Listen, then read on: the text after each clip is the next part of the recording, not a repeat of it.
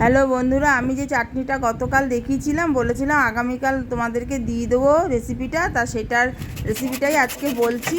এটা হলো লোককে বোকা বানানো আমের চাটনি।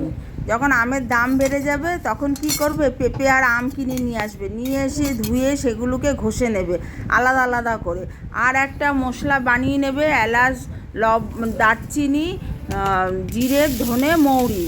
আমি শুকনো লঙ্কা দেই না, কারণ চাটনিতে শুকনো লঙ্কা দিলে ঝাল ঝাল হলে একটু অম্বল ভাব হয়। যাই হোক, তোমরা চাইলে দিতে পারো।